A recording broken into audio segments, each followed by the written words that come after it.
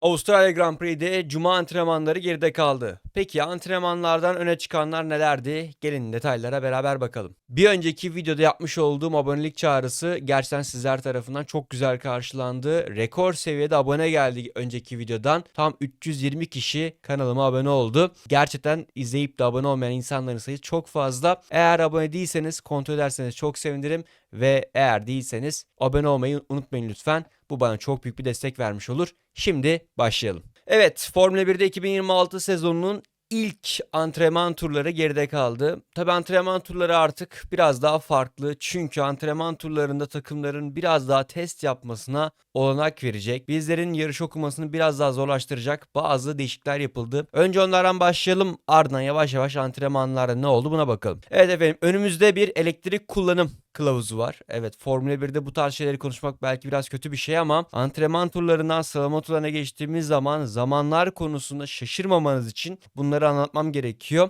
Görüldüğü üzere antrenman turlarında, serbest antrenman turlarında 8,5 megajüle kadar elektrik kullanılmasına izin verecek. Bu ne demek? Takımların bataryanın sonuna kadar şarj etmesini ve kullanmasını sağlayan bir kılavuz. Ancak sıralama turlarına geldiğimiz zaman 1,5 megajüllük güç kesilecek. Yani sıralama turlarında antrenman turlarına oranla 1,5 megajül daha az elektrik bataryası olacak ve bu da aslında eşittir daha yavaş tur süreleri anlamına geliyor. Tabii pist gelişimi vesaire de olacaktır. Takımlara motoru açma mevzusu söz konusu olacaktır. Bütün bunlarla beraber aslında bugün antrenman turlarında gördüğümüz turlar belki de sıralama turlarında göreceğimiz turlara çok yakın. Hatta belki de daha hızlı olmuş olabilir. Batarya yönetimi açısından sorun yaşayan bazı takımların antrenman turlarında biraz daha sorun yaşaması. Çünkü antrenman turlarında istediğiniz gibi tur atıp bataryayı şarj edebiliyorsunuz. Ancak sıralama turlarına geldiğimiz zaman daha fazla sorun yaşaması söz konusu olabilir.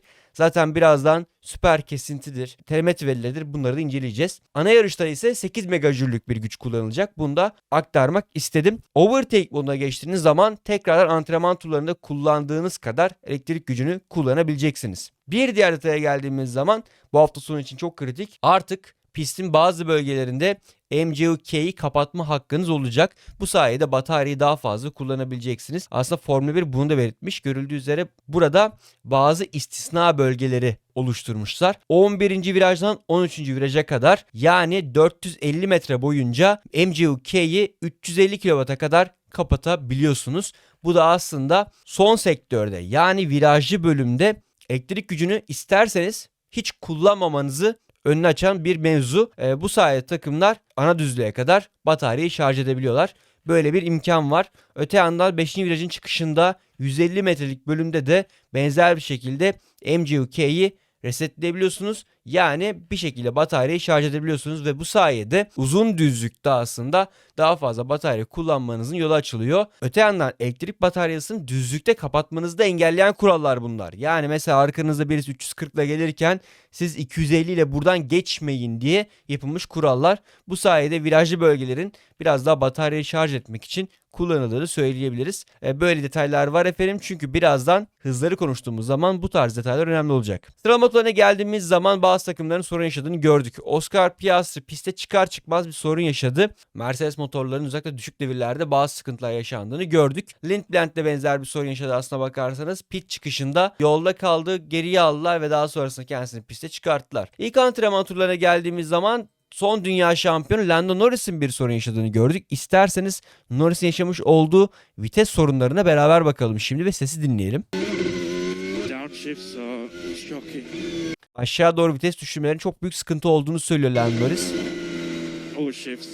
Bütün viteslerde sorun yaşadığını aktardı ve görüldüğü üzere zaten vitesi düşürdüğü anda araç titreşim oluyor. Lando Norris böyle bir sorun yaşadı ve 2-3 tur attıktan sonra aslında bütün seansı kaçırmış oldu. Zaten bu nesil otomobillerde vites kutusu ile motorun da entegrasyonu çok önemli. McLaren kendi vites kutusunu kendisi üretiyor. Mercedes'ten almıyor. Haliyle bu tarz sorunlar yaşamaları gayet doğal diye düşünüyorum ve Norris de bu tarz bir sorun yaşamış oldu. Bir diğer detaya geldiğimiz zaman Mercedes motorların ilk antrenman turlarına çok yavaş çalışmasıydı. Ne kadar yavaş çalıştı verilere de yansıdı. Görüldüğü üzere 8. virajda 9. viraj arası yani daha demin bahsetmiş olduğumuz bu uzun düzlükte Mercedes en hızlı turunda 51 kilometre kadar kaybetmiş oldu. Yani bu super clipping ile beraber 313'ten 260 kilometreye kadar düştüler bataryayı şarj etmek için.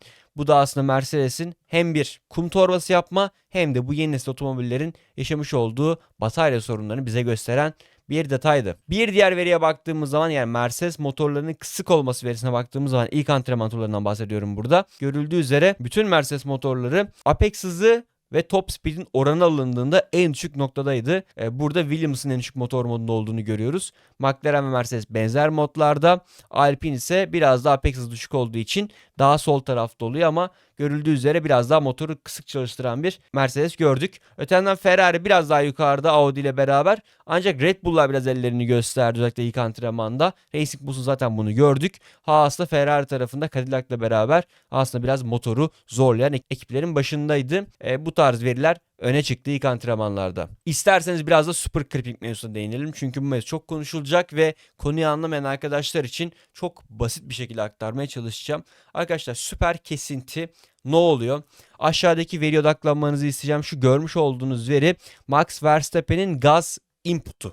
Yani ayağını gaza oturması. Görüldüğü üzere 194'ten çıkılan noktadan sonra gaza tam oturuyor ve 323'e çıkıyor. Ama bakın 323'teyken hala tam gazda ve tam gazda olmasına rağmen görüldüğü üzere bakın 275'e kadar düşen bir Max Verstappen var. Yani 48 kilometre kadar tam gazda giderken kaybediyor.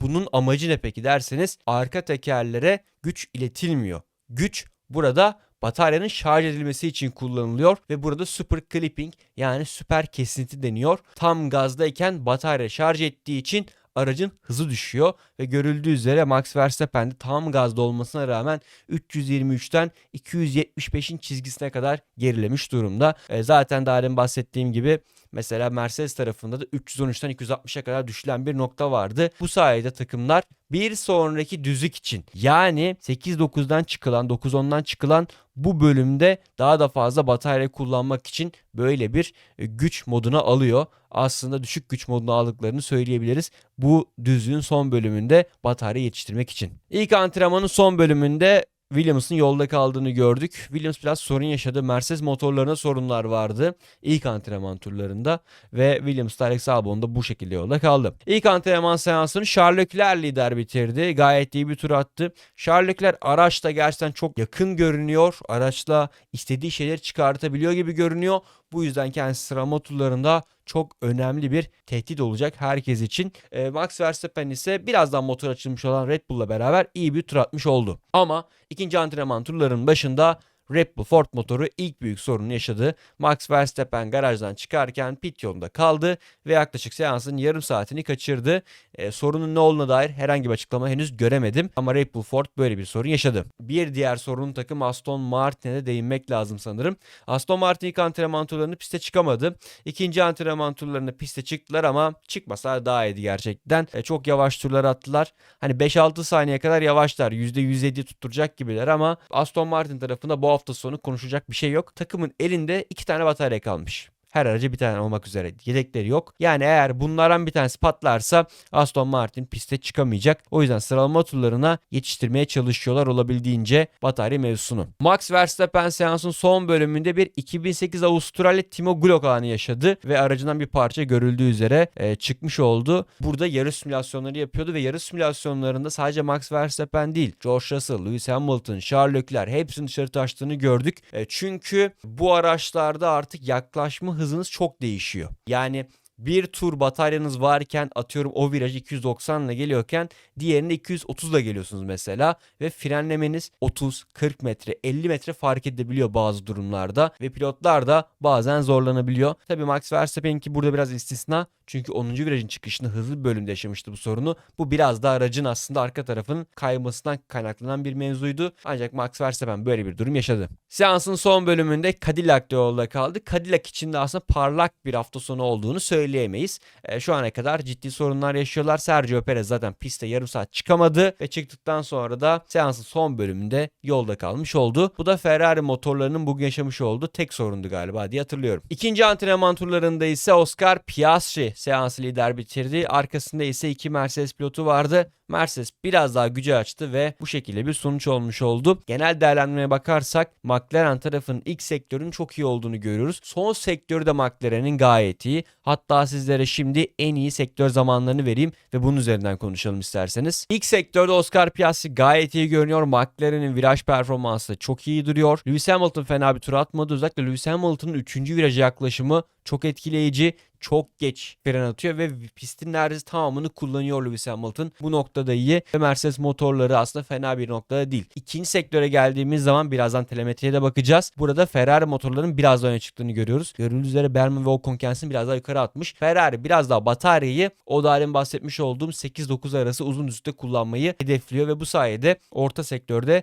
öne çıkıyorlar. Son sektöre geldiğimiz zaman ise Ferrari'nin biraz yavaş kaldığını görüyoruz rakiplerinden. Hem Mercedes'ten hem de McLaren'den bir 0.2 saniye kadar gerideler. Bu bölüm her ne kadar evet batarya kullanım bölümü de olsa da viraj performansı bakımından biraz soru işareti yaratıyor. Özellikle sondan ikinci virajda Lewis Hamilton'ın birçok kez sorun yaşadığını gördük. Ferrari'nin ayarlarla beraber o noktayı çözmesi gerekiyor ama her anlamda Ferrari'nin görüldüğü üzere ilk 5'te yer aldığını görebilirsiniz sektör zamanlarına baktığımız zaman. Bu da bence gayet olumlu. Yani araç ortalamada iyi çalışıyor. Sadece ayar yaparak biraz daha tempo çıkartmaları gerekiyor. Mercedes tarafı gayet kuvvetli. McLaren tarafı da benzer şekilde Piastri ile beraber gayet iyi görünüyor. Red Bull tarafını ikinci antrenmanlardan tam ölçemiyoruz. Çok fazla sorun yaşadılar ama Red Bull'un ilk antrenmanlardaki turları da çok açık bir motorla beraber gelmişti. Tekrar söylüyorum, ben tek turda Red Bull'un işin içine girebileceğini düşünüyorum. Ama yarış temposu için biraz soru işaretlerim var. Öte yandan Norris de özellikle ilk antrenmanı kaçtıktan sonra ikinci antrenmanda da bazı sorunlar yaşadı. Biraz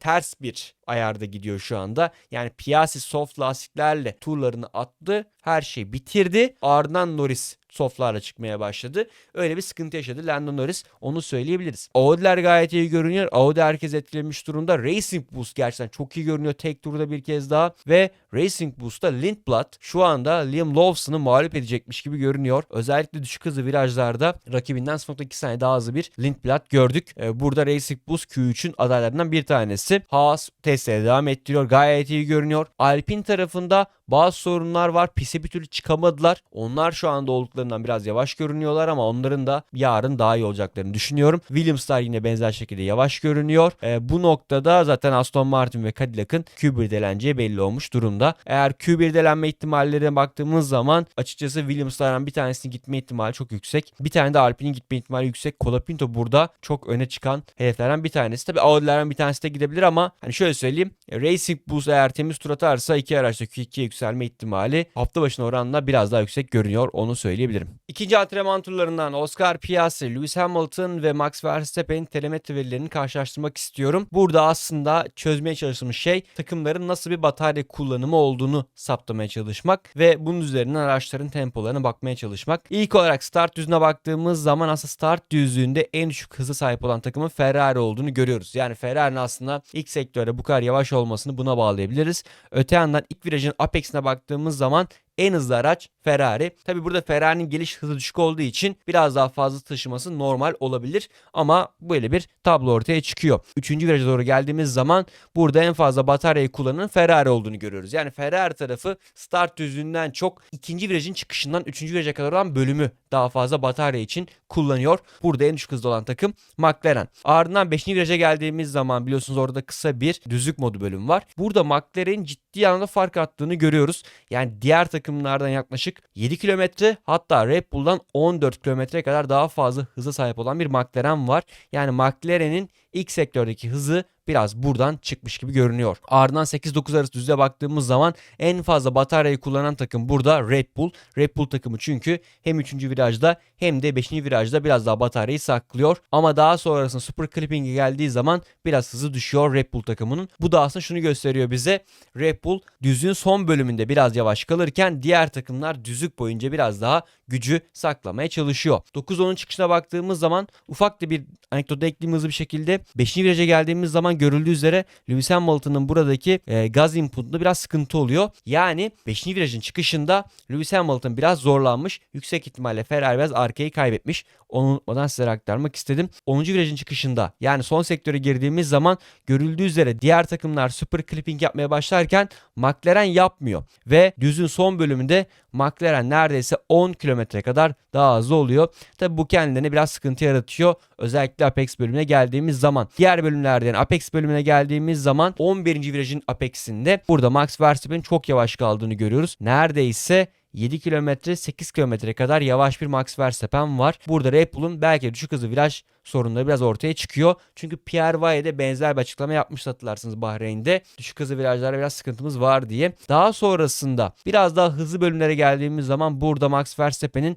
biraz batarya kullandığını görüyoruz. Farklı bir batarya kullanım tarzı var burada. Max Verstappen ve Red Bull'un ve neredeyse rakiplerinden 20 kilometre, Ferrari'den 20 kilometre, McLaren'ın 14 kilometre hızlı bir Max Verstappen var. Bu sağ viraja doğru girilirkenki bölümden bahsediyoruz. Sondan ikinci viraja geldiğimiz zaman burada acaba bakalım burada Lewis Hamilton bir sorun yaşamış mı? Hayır, yaşamamış. Daha sonrasında Hamilton aslında fena da olmayan bir bölümle beraber, iyi de bir gaz inputuyla beraber çıkıştan iyi bir şekilde çıkmış ama çıkışa geldiğimiz zaman, yani bir kez daha start düzüne geldiğimiz zaman yine Piastri'nin daha fazla batarya kullandığını görüyoruz. Burada Red Bull aslında bataryada en düşük kalıyor. Yani 12'nin çıkışı, bakın 11'in çıkışı haritadan da göstereyim. 12'ye doğru gelirken burada Red Bull batarya kullanıyor ama bu kendilerine start düzüne sıkıntı yaratıyor. Belki Red Bull bundan biraz vazgeçebilir diye düşünüyorum. Çünkü hani buradaki kazanım da o kadar da büyük olmayacak. Hani kazanımına baktığımız zaman burada kazandığı süre sadece 0.1 saniye, hatta 0.080 saniye. Belki Red Bull burada bataryayı kullanmayıp yarın start düzüne biraz daha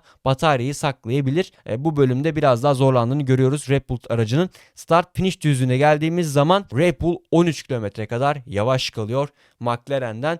Red Bull tarafının belki batarya bakımından biraz daha yapması gereken bir iş olabilir. Ama tabii ki de bu belki de işlerine yarayabilir. Daha demin bahsettiğim gibi 11-13 arası aslında MGU-K'nin, yani elektrik gücünün kapatılabileceği ve takımların bu noktada biraz bataryayı şarj edebileceği bir yer. Red Bull burayı şarj etmek yerine biraz daha güç kullanarak tercih ediyor. Böyle bir farklılık olduğunu söyleyebiliriz. Tabi takımlar çok fazla batarya ile uğraştığı için yarış simülasyonları çok fazla yapamadılar. Bu noktada Mercedes biraz öne çıktı. Görüldüğü üzere George Russell beyazla gözüken isim çok net bir şekilde yarış temposunda Kimi Antonelli'den daha hızlı. Yani bu hafta sonu Kimi Antonelli'yi mağlup etmesi çok beklendik bir durum. Öte yandan McLaren'deki Oscar Piastri'den de hızlı, hatta ufak stintler atan Lewis Hamilton'dan da hızlı bir George Russell ve Kimi Antonelli görüyoruz. Tabii ki de yükleri bilmiyoruz ama Mercedes tarafı tek turdan ziyade biraz daha yarış temposuna odaklanmış durumda ve herkesten daha fazla yarış simülasyonu yapan bir Mercedes var. Yani Mercedes tarafı belki sıralama turlarında o kadar uçup kaçmayacak ama yarış mesafesine geldiğimiz zaman hala bir tehdit olarak görüyorum ben Mercedes'i. Antrenman turlarından öne çıkanlar bu şekildeydi efendim. Umarım keyif almışsınızdır. Eğer keyif aldıysanız ve bilgilendirici olduysa lütfen videoya beğeni atmayı unutmayın.